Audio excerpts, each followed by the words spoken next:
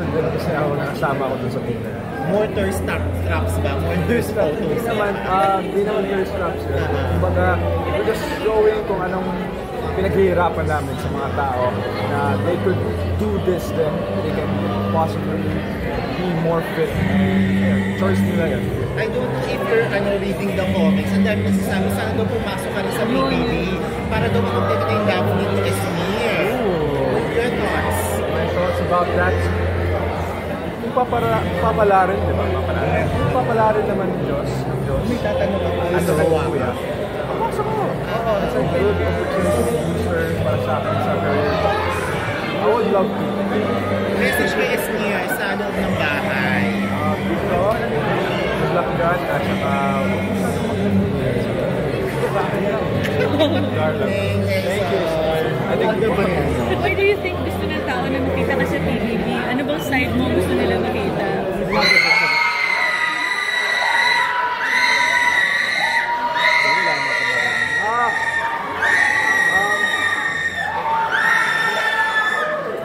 I don't know actually. Wala talaga akong alam kung bakit ako gusto magpasok. Baka siguro magaan ako sa mata nila. Pero nakikita mo yung comment. I appreciate that na gusto nila akong pumasok. Kaso, wala, hindi ko nagpala. Pero may oras pa naman. So hopefully makapasok tayo. Biggest celebrity crush. Biggest celebrity crush. Hindi pa rin nagbabago. Catherine Bernardo pa rin. Bakit hindi siya matibag-tibag sa list mo? Ever since talaga eh. Pagkalab ko sa Kuya GJ, wala na madaling mahulog sa kanya. Please feel free to try it again. We're here for the premiere at showing the coincide us starting tomorrow. Worldwide. This is Kami naman. Anong role mo dito? Ang lit-lit ng pangalan mo below the title eh. Actually, abangan nyo na lang basta nakatakot yung role. Puring-puri ka dun sa Meisner workshop ng FDCP. Ikaw raw ang stand out. Sabi ni Direk Joey Reyes. Hindi umabot sa akin yan, sir. Ano? Hindi umabot sa akin. Hindi ka, pero nag-workshop ka diba sa Meisner kay Angeli Bayani. Ang galing-galing mo raw dun eh. Thank you po. Ngayon ko lang po nalaman, kinilig po ako sa kaya alam pagsabi yung mo. parang may ano ka ba, na ano nila, yung accent mo, yung pagka-Cebuano accent. Yung pagka-Parisaya ko, nandito pa rin sa puso ko. Pero ina-adapt ko talaga yung Tagalog kasi since in demand yung Tagalog dito sa Manila, I'm gonna do whatever it takes matuto. At ang hilig, at ang sipag-sipag mo rin daw na mag-workshop sa iba't iba. Nag-workshop ka na rin daw before. Nakikita raw talaga yung ano mo, yung gusto mong i-pursue. Yes. Well, I'm here na, so I'm gonna do whatever it takes para maging magaling. At saka syempre marami rin natuwa sa inong rumampa ka sa bench. Di ba? Oh. I like walking sa bench kasi it gives me more confidence in myself, which is good, and I'm thankful for the bench for having that opportunity to build my confidence. Bakit? Hindi ka pa ganun ka-confident? Medyo sir, kasi last year nag-summer na kayo sa kapamilya, di ba? Artist, oo. Pero yan, kulang-kulang pa yung pag-workout ko doon. And now, medyo nag-focus din ako sa pinagbutihan ko pa. Ano ba mga gusto mong gawin, mangyari sa karir mo? Kasi may mga nakakapansin na rin naman sa iyo eh, kahit kumbaga ganyan maliliit lang yung role mo sa ano.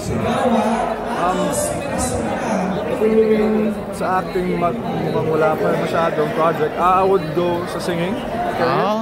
Kasi may potential naman siguro din. May boses naman daw siguro. Kasi kinukuha din ako ng serenade sa mga iba't ibang lugar ng Philippines. Ano ba ibang mga nagawa mong projects na hindi pa nailalabas? Bawal pa daw i-ano? Pero meron na mga pelikula or what? Pero sir, abangan niyo po ako doon. Oo. O ikaw naman magtanong ka. Anong feeling na marami nagpapantasya sa social media? given na siguro yun, pero Hindi ka flattered, hindi ka na natutuwa ka ba or... Subukan nyo na ngayon. hindi naman Actually, positive naman yung... pinagpantasan. Kasi pinaghirapan mo naman ang katawan. Actually, pero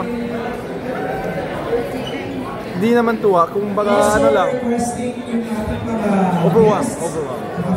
fans na nag-aabang sa labas ng Mas masaya ka ba na na nasa ABS-CBN ka na, kung baka kapamilya ka na? Kasi nanggaling ka rin sa Kapuso tapos nawala ka ng ng pagbalik mo, nasa kapamilya ka na. Okay. Masaya ka so far sa mga nangyayari o medyo naiinip ka rin? Sobrang saya kasi nung way back nung GMA ako, wala akong circle of friends eh. Dito nakabuo ako ng circle of friends. Silang Argel, Zach, and yan, sila yung circle of friends ko and I'm so comfortable with them and I love them. Yan, sila yung dahilan kung bakit pa ako nagtatagal pa dito sa industry. Pero willing ka na rin ba magpa-sexy sa movies or sa projects? If it demands it, then I'll go for it. Ano pa so far ang pinaka-sexing ginawa mo? Yun pa rin lang bang pagrampa sa bench? I did that sa Guilty Pleasures. Alam mo? Oo.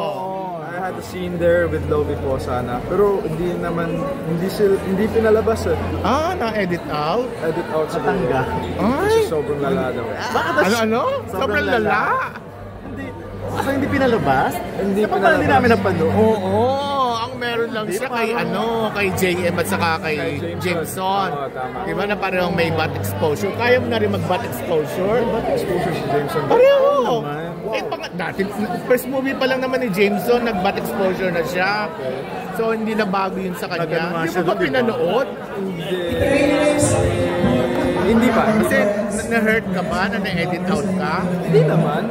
I am very supportive sa mga production na kinukuha ko. And wala lang talagang time muna ngayon para mapanood.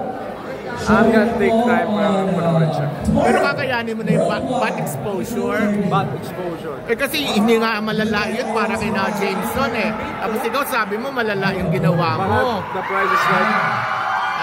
Baka the price is right there. Ganun siguro, price is right. Pero first love scene mo ba yun? On screen? I was just kidding about sa malala. Hindi na siya malala, wala ding love scene, pero I was naked. Okay. Anong naked as in? Hindi naman Naked, totally butubad. naked. Topless and naka-brief lang. Ganun. Hindi pa rin naked yun. Yeah, that was a sexy scene naman. Pero officially wala ka pang love scene on cam? Love scene, wala. Okay. At wala ka pa rin butt exposure. Wala pa, sir. Ikaw, meron ka na ba? Meron na. Marami siya. Oo. So sino sanang gusto mo maka-first? Catherine? Kung papalarin jargon. Wala. Hindi, maging leading lady si Catherine. Gusto mo makasama. Pero maka-love dream ko na scene. din yan, kasi crush ko din siya. Crush mo siya. Kailan pa nag-start? Tagal na din. Nung got to believe. Na-meet mo na siya. Na-meet ko na siya. Anong reaction mo nung first time mo siya nakita? Sobrang ganda, no? Natulala. Isa na yun, natulala. Hindi ako makalapit. Makalapit. Pero in-introduce kayo or nakita mo lang siya? Nag-hi lang siya. Siya yung nag-initial Talaga ba? button. So, nag-hi back ako. Hi pa lang yun. Hi ko lang yun, ha? So, yeah. Parang ilang taon ka na ba ngayon? I'm 25. Mas bata ka pa sa kanya. Oo, mas maaari. 28 na siya. Well, anyway, good luck. Thank you po, sir. Thank you, sir. Tara po.